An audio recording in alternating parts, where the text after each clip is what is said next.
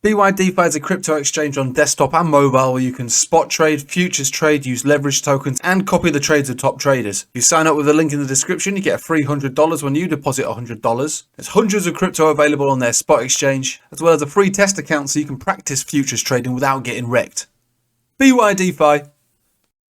Hello everybody, welcome back to Pump City FM. Let's have a look at Bitcoin first, and then we'll run through the rest of the market. So Bitcoin on the daily basically smashed all the way up to a 200 simple moving average, which is nice. The interesting thing here is to look at the 4 hourly. So yesterday we were saying, look, there is a channel here. Rising channels do often break down, but we haven't broken down yet. We hit the support. We've got an incoming death cross, not confirmed yet. Wait to see if it gets confirmed. If you want to flip bearish, wait for the confirmation and a retest of that, flip short. That's how you play these trends. The trend overall, if you zoom out and take off all the noise, as we were saying, is still a series of higher highs and higher lows. And now we've basically broken out of a bearish formation. We've completely blown out the chance of a death cross. It looks like bears have been completely T-wrecked. They've been demolished at this level. Now, looking at continuation on this one, on the 4 hourly, no bearish divergence, nothing like that, nothing to be concerned about. A little bit high on the money flow index, that's fine, so a pullback is probably okay. And if we think about these moving averages here, we've got a 10 exponential sitting around 27,300, and that also comes in more or less at the same place as the daily Bollinger Band, 27,326. So if we got a pullback down to those levels would be fine, absolutely no problem at all. It wouldn't surprise me if we did get that. Looking over here on the daily, we're turning up on the MACD, no positive cross. We've definitely blown out the chance of continuation of momentum to the down, further down to make a new low at this point on the daily. Remember, the daily is only woken up like this, it's not closed like this. So it's definitely looked quite good. It wouldn't surprise me if a lot of this move has been to do with people getting too bearish really and shorting too early, shorting before a breakdown of that channel, and before an actual death cross and confirmation of that. But currently we're still surfing a golden cross on both 4 hourly and on the daily, so things are looking good.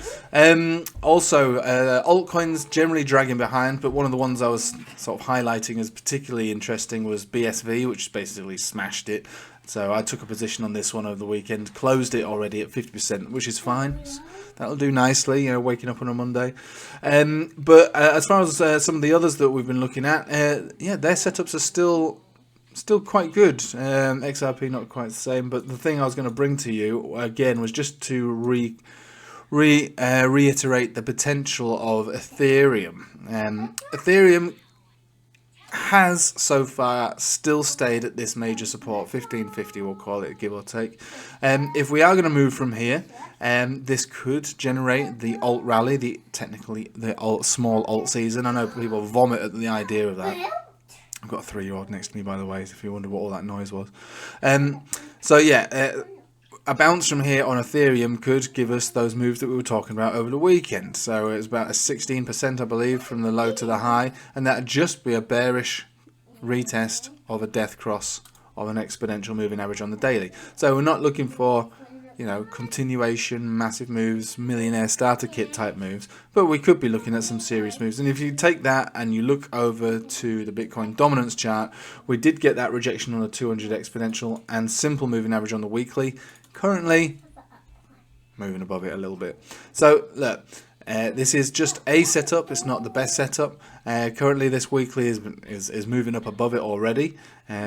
Probably best to keep eyes on Ethereum at this point if we're looking for a large move across the board for altcoins. But even if we don't get alt seasons, what we see today is Bitcoin can move up if you do have altcoins with decent setups, like Bitcoin SV was, like INJ is.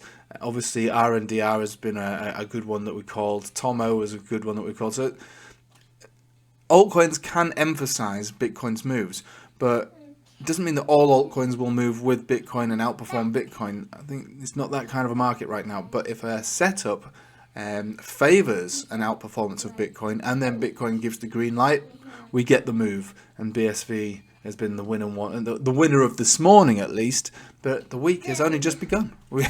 There's plenty of time to see other altcoins move and maybe some decent gains on that. Outside of that, though, it's still a Bitcoin-driven market, obviously. We recognise that, we understand that.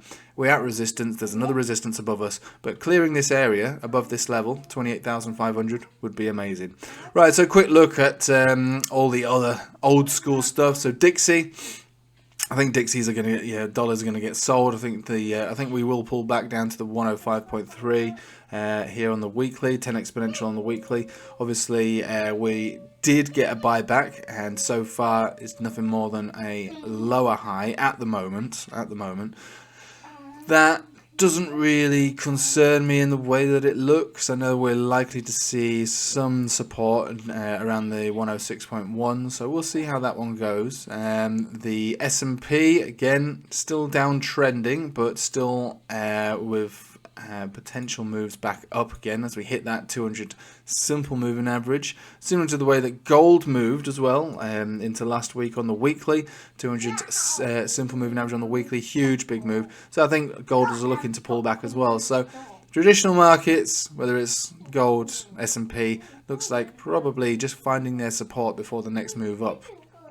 And this goes into what I was saying about the Fed likely to have peaked with the rate hikes, and now we're looking for moves down on bonds and either moves into cash commodities stocks. Probably the latter, to be honest with you, and obviously crypto as a result. So early days, but it's a promising start. I imagine a lot of the move has been liquidated in shorts. People getting too overconfident, trying to short before the setups are complete. And now they're regretting it. So a large pullback, to this 27,300 area is perfectly fine, and then see if we get support and then move back up from there, or we just move back up to the top of the range. Bullish on it, obviously, quite bullish on the way that it looks, and more than optimistic on the short term of Ethereum, which should hopefully bring that dominance chart back down again, and maybe we can start to see some real moves on altcoins over the next month or two. Other than that, though, I hope you have a nice day. Maybe I'll see you on the Patreon live stream tomorrow. Otherwise, take it easy.